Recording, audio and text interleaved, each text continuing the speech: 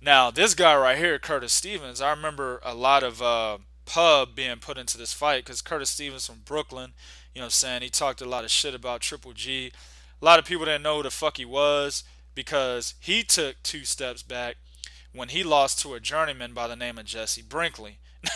Now, that tells you right there what level fighter he is, and he hasn't gotten any better or worse since losing to Jesse Brinkley.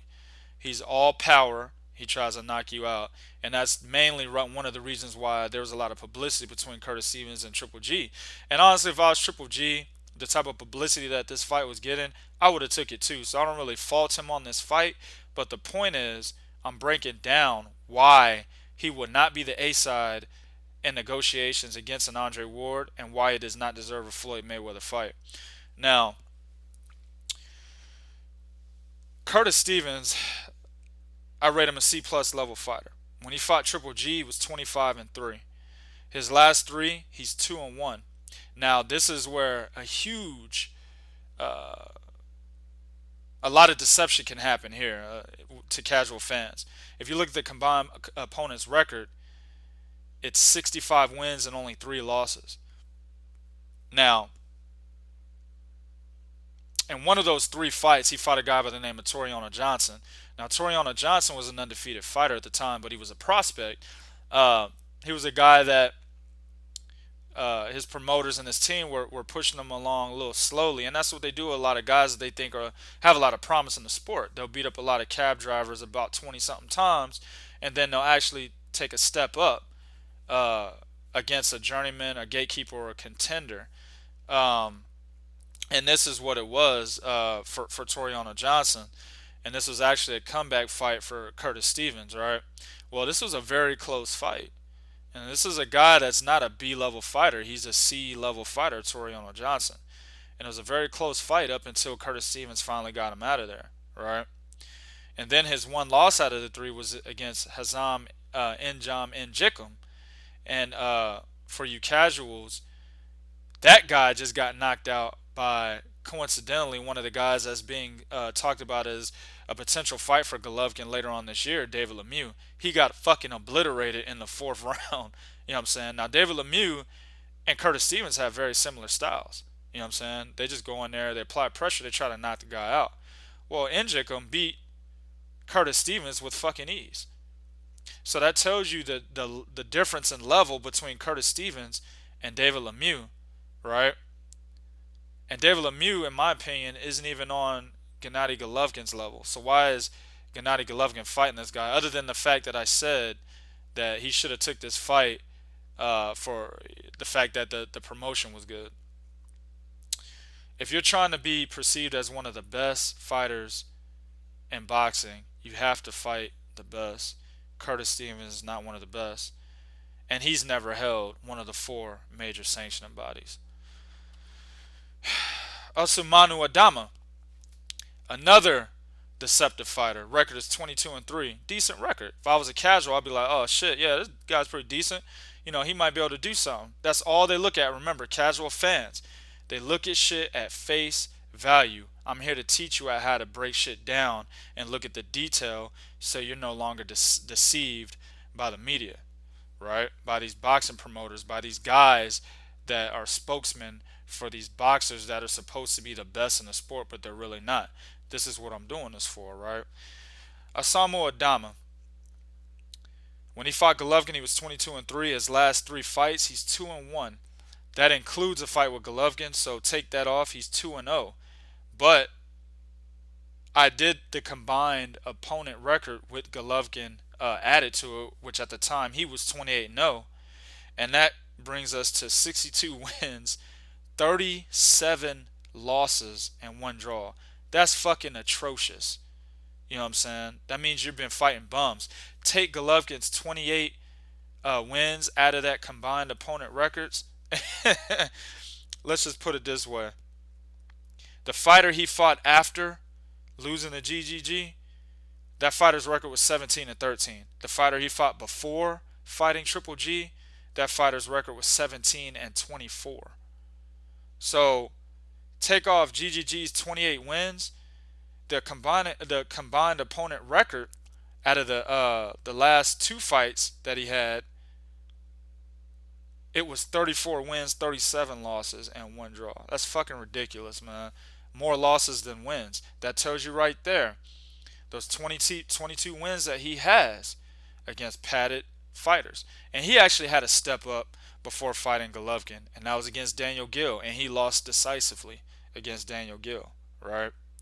Now, once again, this is another fighter that has never held one of the four major sanctioning bodies. And the next guy is coincidentally who I just named, Daniel Gill, right? Now, this is probably the most accomplished fighter that Triple G has faced. Now, remember what I said about American fighters, the American public, uh, how we rate our fighters based on, uh, how they fight against the best fighters in front of the American public. And majority of the best fighters are from America. There's a lot of good fighters from Europe. There's a lot of good fighters from the UK, but they pretty much measure their abilities against American fighters. Um, Perfect example of this, I'm gonna do it again. Lee Selby, another UK fighter, one of my favorite UK fighters. Very good fighter, but he's relatively unknown because he fights only in the UK. Granted, his last fight he beat Evgeny Gradovic, I think for the IBF featherweight title, right? But Evgeny Gradovic himself, he wasn't known as as an American, a good American fighter or a good fighter that fights in the American circuit, right? He beat Billy Dibb, who was a fighter for SMS Promotions. But even Billy Dibb, before that, before he signed with 50 Cent, he wasn't known. And 50 Cent isn't a great promoter, so he didn't do a good job of promoting Billy Dibb. You know what I'm saying? So, really, though that was an excellent win for Lee Selby, the Americans don't know him. So he needs to fight somebody else on the American circuit. He needs to get out of the UK circuit. But anyway, back to what I'm saying. So Daniel Gill has suffered from this. His only noticeable opponent on his record before fighting Miguel Cotto and recently and Gennady Golovkin was Anthony Mundine, who's another guy. Now he's struggling. He just had his first fight in America a couple fights ago before he fought Joshua Clottey. That was his first fight in America. Um, but he's struggling to get on the American circuit. Mind you, he's on games like Fight Night Round 3 or Round 4 or whatever the fuck. But he's still relatively unknown. You know what I'm saying? I guarantee if I talk to a casual, they'll know who Anthony Mundine is if they've played Fight Night Round 4. That's the only way they know him. They don't know him because of his boxing ability, what he's able to do in the ring, who he's fought, the titles that he's held. They just know him because of the video game. I guarantee that. You know what I'm saying? I can't remember which fight night it was, but whatever. But they'll know him by that. You know what I'm saying? So, and that's Daniel Gill's best win on his resume, and he also has a loss against him. So, I rate Daniel Gill a B minus fighter, and that's simply because of his accomplishments. Now, since fighting Gennady Golovkin, or at least including Gennady Golovkin in his last three fights, he's 1-2. Right now, the two losses he has, um, it's against, of course, Gennady Golovkin, and then recently Miguel Cotto. He got knocked out in the fourth round. So if we combine his last three opponents' records, 86 wins and 6 losses. Um, that's another reason why he's accomplished as of now. I mean, he's actually fought the best in the division with Golovkin and Cotto. But the reason why I give him his rating is because he actually held the IBF middleweight title from 2010 to 2013 when he lost it to Darren Barker in a controversial decision, right? And then he also held the WBA super middleweight title. And that was from September of 2012 to October 2012. He held it for like a month, you know what I'm saying, before he was stripped of the title. But he won that title off a controversial decision against Felix Sturm, a fight that I thought Sturm did enough to win.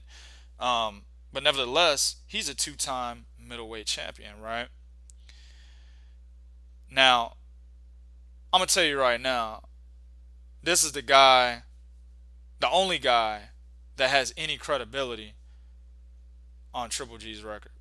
So you're telling me that Daniel Gill is good enough, is a good enough opponent to put him in the ring with Floyd Mayweather and to be the A side and negotiations against Andre Ward.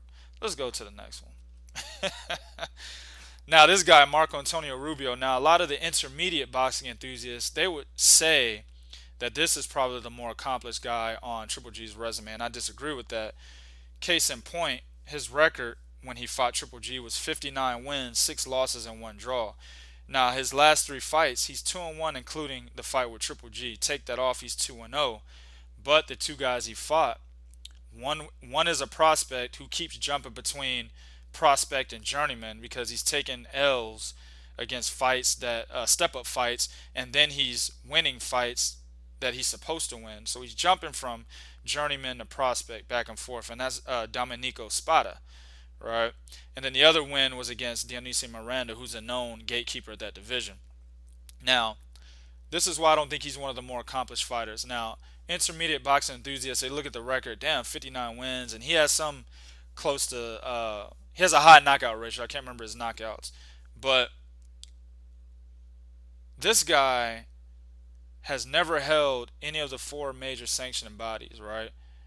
Not only that, before fighting Triple G, he's 0-2 in world title fights. Now, leading up to Triple G, he's had 66 fights, but he's only 0-2 in world title fights, which tells you the type of competition he's faced, right? He's faced some B-level fighters. He's faced a hell of a lot of C and D level fighters. He's padded the shit out of his record, right? But he's never fought any A-level fighters, right? Now, Daniel Gill, before fighting Miguel Cotto, he had never fought any A-level fighters, but he's actually won he's won 2 titles. So that makes him more accomplished. Now, I rate them the same. I rated Daniel Gill B-minus fighter, and I've rated Marco Antonio Rubio B-minus fighter. But the fact that he's padded his record and only has 2 world title fights, and he went 0-2 in 66 wins leading up, or 66 fights leading up to Triple G. I mean, that's a testament to his accomplishments. He doesn't really have any, right? Now, he did beat a young David Lemieux back in 2007, I believe. He knocked him out in the 7th round. That's probably the best win on his resume. But David Lemieux is a totally different fighter. I feel if David Lemieux fought him now, David Lemieux would get him out of there just as quickly as Gennady Golovkin did. So let's move to the next guy. Now, if you notice, I said Daniel Gill was the most accomplished fighter, but there's 3 other fights after Daniel Gill, and it's sort of as if Gennady Golovkin has backtracked from Daniel Gill. Now, if you fought a guy that is a 2-time champion in your division, and you're perceived to be the best in boxing, right? They've entered you on the pound for pound list. Isn't it conventional thinking that that fighter should be fighting more guys on the level of Daniel Gill or higher at this point in his career, right? I mean, he keeps defending these fucking titles that he has. I don't even know what titles Golovkin has. I really don't give a fuck because it doesn't matter because he's not fighting anybody.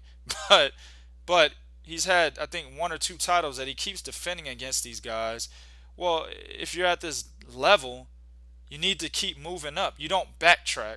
So he backtracked with Marco Antonio Rubio, and he pretty much promoted the fight because it was Mexican style versus Mexican style, whatever the fuck that means. If you wonder why I have a bad state of mind about that, go check out Dante's Boxing Nation's video about Mexican style. Very informative. Anyway, whatever the fuck that means. Then, he fights Martin Murray. Now, Martin Murray is a very good UK fighter. At the time, he was 29 wins, 1 loss, and 1 draw. But once again, we're talking about accomplishments. You got to go from a 2-time division champion to another 1-time division champion or 2-time division champion or a guy that's very popular in the sport. You know what I'm saying? And he's got the fan base around him enough to catapult you to being perceived as one of the best in the sport, not just with casuals, but with boxing enthusiasts as well, right? Now, Martin Murray's 1 loss was against Sergio Martinez, and that was a fight that Sergio Martinez had as kind of what you would want to call a homecoming fight. He hadn't fought in Argentina in a few years, and he fought Martin Murray there, and he got a gift decision. I felt Martin Murray beat Sergio Martinez. I think he knocked him down once officially and knocked him down again, and they called it a slip, but that should have been ruled as a knockdown. Nevertheless, Martin Murray, you know what I'm saying, I consider him an undefeated fighter when he went up against Triple G. The only problem with that is, besides fighting Sergio Martinez again, his accomplishments, he hasn't fought anybody, and he's primarily in the UK circuit. You know what I'm saying? Uh, his last three fights, including GGG, he's 2-1. Take that off, he's 2-0. But again, there's that name, Domenico Spada. That's one of his wins. The guy that jumps from journeyman to prospect back and forth. That's not a credible win. And then there's a guy that I've never even fucking heard of, George Birashvili. If I even pronounced that right, I've never fucking heard of this cat. You know what I'm saying? And that's one of his two wins out of the three fights that he's had last. That's not enough. And he's never held any of the major sanctioning bodies. You know what I'm saying? So he fights Daniel Gill, but then backtracks in his last three fights. And that leads me to his most recent fight against Willie Monroe Jr., aka the guy that guinea pig looking motherfucker, Abel Sanchez, said has a much better fan base than a guy who's already had one pay-per-view fight, by the way, is more than Gennady Golovkin, Arislandi Laura. But he has a better fan base, right? Fuck out of here. Anyway, Willie Monroe Jr., I rate him a C-level fighter. Now, his last three fights against, including Triple G, he's 2-1. Take that off, he's 2-0. Once again, more cab drivers or prospects that aren't that very good, or guys that are gatekeepers. One of his wins was against Brian Vera, a very, very well-known gatekeeper. And then there's another guy named Brandon Adams, who was a prospect. He was an undefeated prospect. He was pretty much protected, and he was thrown in there to pretty much give Willie Monroe Jr. problems, but it backfired because he wasn't as good as his promoters and his team thought he was going to be. Willie Monroe pretty much beat him easily. And then, case in point, in Brandon Adams' last fight against a guy named Josh Thompson, he got knocked out in the second round. So that guy's career is pretty much fucking over. You know what I'm saying? I mean, you can't lose like that in boxing, and you're only a prospect. He's got a long hill to climb. So that tells you, that's a testament to the type of guys that Willie Monroe Jr. was fighting, right?